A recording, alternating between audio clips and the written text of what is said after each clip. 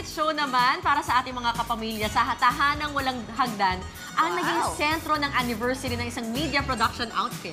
At ito na nga, balita ko Ate B, sa mga nagpasaya sa okasyon ay sina Lloyd Zaragoza at ang bossa nova queen natin na si City. Naku, panoorin natin to. Pagtatayo ng sariling negosyo ang agad na inatupag ni na Russell Velasco Taberna at ang kanyang barkada pagkatapos ng kolehiyo. Hindi naman sila nagkamali dahil pagkaraan ng 4 na taon, tagumpay na ang kanilang media production agency. Gumagawa sila ng mga commercial, video at audiovisual presentations, events at print collaterals bilang pagdiriwang, gayon din upang pasalamatan ng kanilang mga kliyente at supporters kamakailan ay isang benefit show ang kanilang itinanghal para sa kapakanan ng tahanang walang hagdan.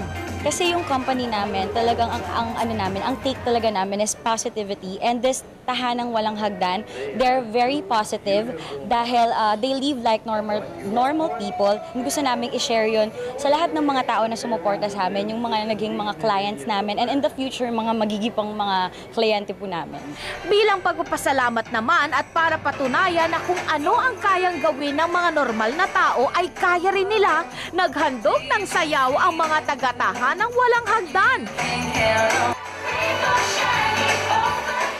Non-stop entertainment naman ang hinandog ni na Lloyd Zaragoza. The Company. At ang pinakahihintay ng lahat, ang bossa nova queen, si City Navarro.